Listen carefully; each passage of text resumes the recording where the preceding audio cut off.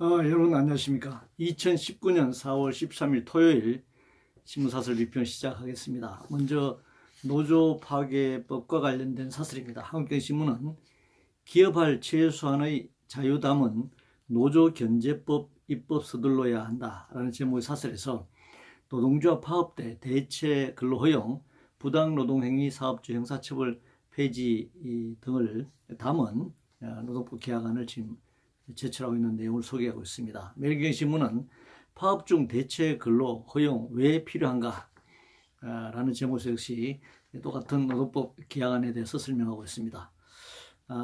노동법이 너무 세니까 노조를 견제하는 법을 만들어야 한다, 그런 주장이죠. 그동안 노동법 개혁이 계속 진행되어 왔습니다. 이제는 그것도 모자라서 노조 견제법이라고 하지만 사실은 노조 파괴법이죠. 핵심적인 것이 두 가지인데, 파업 시에 노동자가 파업할 때 파업을 생산 가동이 멈추잖아요. 근데 파업할 때 대체 근로를 허용할 수 있다는 겁니다. 다른 노동자들이 들어와 생산을 해버리면 노동상권의 파업권은 무력화될 수밖에 없습니다. 그리고 그동안 사용자의 부당노동 행위를 할 경우에 형사처벌을 받게 돼 있는데, 형사처벌 받지 않는다. 물론 벌금 정도는 있겠죠. 벌금이 무서워서 부당노동 행위를 못할 이유는 없습니다. 사용자 입장에서 보면 말이죠. 그러면 이 노동자비 사실은 정상 활동이 굉장히 어려운 상황이 되는 것입니다. 노동법이라고 하는 것은 특별법입니다. 헌법에 보장된 노동사무권을 구체화한 특별법이죠. 그런데 노동법에 경영권 방어 조항을 넣겠다는 것인데, 그렇게 되면 노동법이 아니죠. 파업 등 노동사무권을 무력화하는 법은 노조 견제법이 아니라 노조 파괴법이다, 이렇게 얘기할 수 있습니다. 그런 논리라면 노동계가 이 부분에 대해서 반대 투쟁을 하는 것을 넘어서서 이 적각상법에 노동권을 삽입하는 입법안을 제출해서 맞대응하는 것이 옳다, 이렇게 생각합니다. 회사를 설립하는 과 관련된 설립 운영과 관련된 경영과 관련된 그 법에 반드시 노동상권이 보장되는 노동조합 활동을 보장하고 노조의 파업권을 보장하는 교섭권을 보장하는 그런 노동사무권 조항을 상법에다가 삽입할 것을 주장해야 한다 생각합니다. 한반도 비핵화 관련해서 조선일보는 이 한미 정상회담은 대체 뭔가, 이번 문재인 대통령이 미국 가서 1박 3일간의 한미 정상회담 다녀온 부분에 대해서 비판하고 있네요. 북비핵화를 둘러싼 핵심 쟁점마다 두 나라 정상의 생각이 다르다는 사실만 확인됐다. 한미 간의 입장 차이가 크다, 이렇게 얘기하고 있고, 비핵화 쇼는 끝났고 진짜 핵 폐기 외엔 길이 없다, 이렇게 주장하고 있습니다. 중앙일보는 아쉬운 한미 회담, 성급한 남북 만남 피해야 한다라는 제목의 사설에서 완전한 비핵화만이 해결책이다, 이걸 북한이 설득해야 한다는 것이죠. 동아일보는 설득 대상은 트럼프 아닌 김정은임을 다시 일깨운 한미회담이다. 한국경신문은 제재 굴복은 오판이라는 김정은의 오판 바로 잡아줘야 한다라는 제목의 사설에서 미국이 북한 핵의 완전한 폐기와 제재 완화를 막교환하는 빅딜 원칙을 분명히 했다. 매일경제신문은 이젠 남북 정상이 만나 비핵화 빅딜 돌파구 찾아라, 이렇게 주장하고 있습니다. 결국 이 1년 반 전으로 지금 되돌아가고 있는 상황이고, 그것을 지금 바라고 있죠. 이 수급 자본 신문들은 말이죠. 아니, 그보다 더 악화된 상태로 가기를 바라는지도 모르겠습니다. 북한이 핵을 개발한 상태에서도 개성공단이 가동됐죠. 박근혜가 일방적으로 이걸 중단시켰습니다만, 이제는 이 대북 제재에 묶여가지고 그 어떤 것도 할 수 없는 남북 교류 자체가 불가능한 상태가 되어버렸습니다. 북한이 핵을 완전히 폐기하지 않은 한 남북 관계는 물론이고 북한에 대한 미국의 봉쇄 조치도 더 강화될 그런 조짐입니다. 한반도 비핵화 합의 4.27 선언이라든가 싱가포르 북미 선언, 이건 그냥 선언이었을 뿐 현재는 평행선을 달리고 있다. 전혀 1년 반 전의 상황에서 더 나아지지 않는 현실적으로는 그렇다라고 얘기할 수 있겠습니다. 외국인 직접 투자와 관련해서 멜경신문은 이런 여건에 외국 기업이 투자할 마음이 생기겠나라는 제목의 사설에서 올해 1분기 한국에 대한 외국인 직접 투자 FDI 신고액은 31억 7천만 달러로 전년 대비 35.7% 감소해서 7년 만에 최저치를 기록했다, 이렇게 주장하고 있습니다. 그 이유가 법인세 소득세 감면 특례 제도를 폐지한 것이 결정적이다. 세제 혜택을 줄이니까 직접 외국인 직접 투자가 줄어들었다, 이런 주장을 하고 있습니다.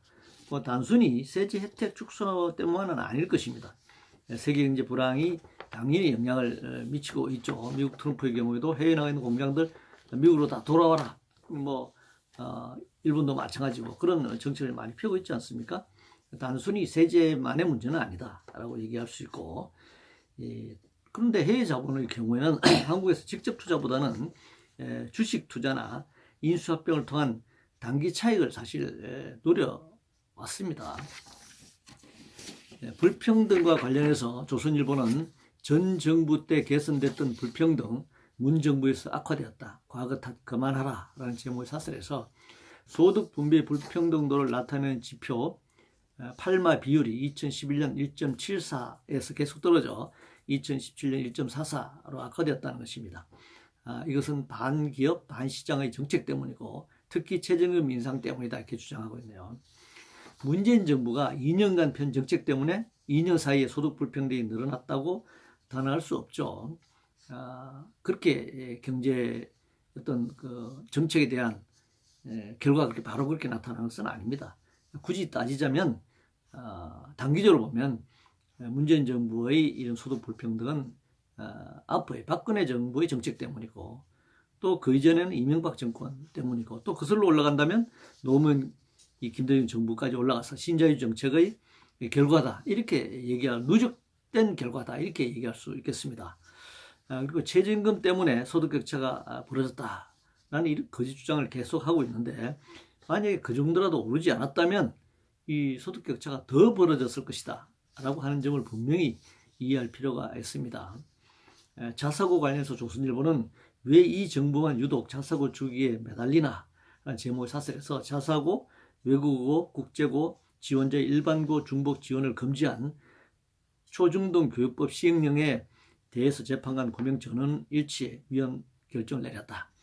좋은 시설을 갖추고 우수한 교훈을 확보해 질 좋은 교육 프로그램을 운영하는 자사고의 이 장점을 강조했다는 것이죠. 동아일보는 시대착오적인 자사고 주기 정책 이젠 접을 때다라는 제목의 사설에서 자사고가 우수 학생을 선점해 일반고 교육이 상대적으로 위축된 측면도 있다. 그러나 교육의 질을 높여 발전적으로 이건 해결할 문제다, 이렇게 생각합니다. 이렇게 주장하고 있습니다. 한국경제신문은 학생의 학교 선택할 자유는 보장돼야 한다, 헌재 그런 판결을 했다는 것이죠. 고교 평준화 정책의 문제점을 극복하기 위해 김대중 정부 때 도입된 제도라고 지금 주장하고 있습니다. 그런데 지금 정부는 같은 정치 세력인데 왜 이를 반대하느냐, 이런 논리를 펴고 있죠.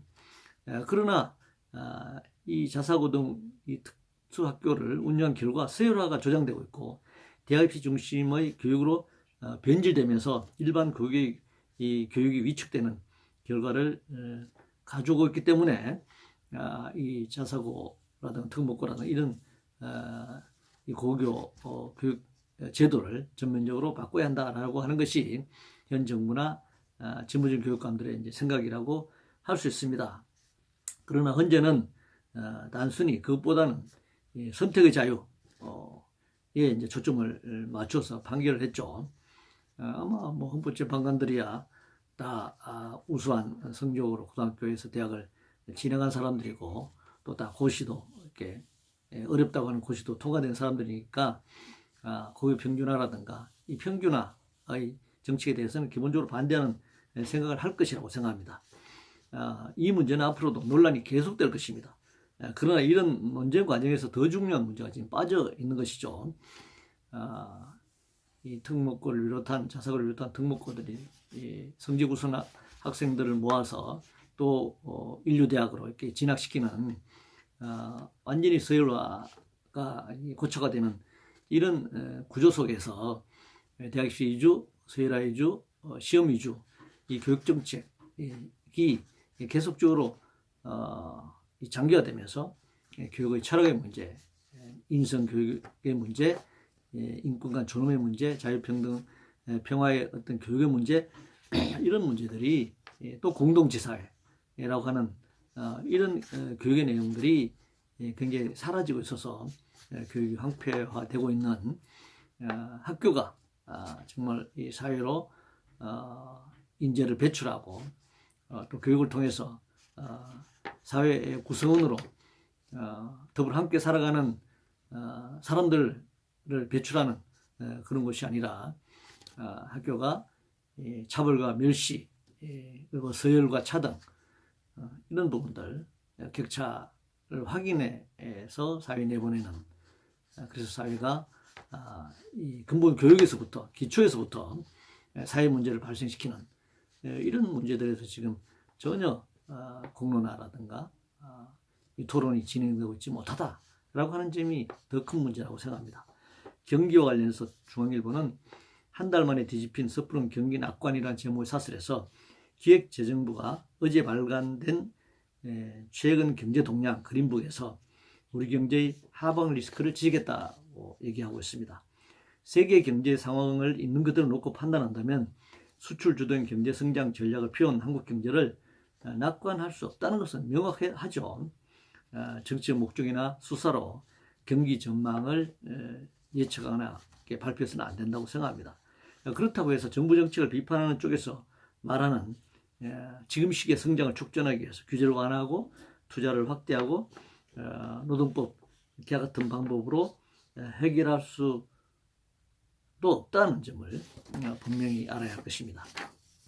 후쿠시마 수산물과 관련해서 동아일보는 후쿠시마 수산물 분쟁 한국 선두를 준 WTO 판결의 교훈이라는 제목의 사설에서 위생 식물 위생 SPS라고 합니다만 협정 최종심에서 1심 판결을 뒤집은 첫 역전 성소였다 이렇게 지적하면서 국민 건강과 안전을 위한 검역 주권은 철저히 지키면서도 이웃 나라의 상황을 배려하는 지속적 노력이 필요하다. 한일 관계가 지금 악화되어 있으니까 지금 후쿠시마산 수산물을 수입하지 않는 WTO 결정에 따라서 더 악화될 수 있는 거 아니냐.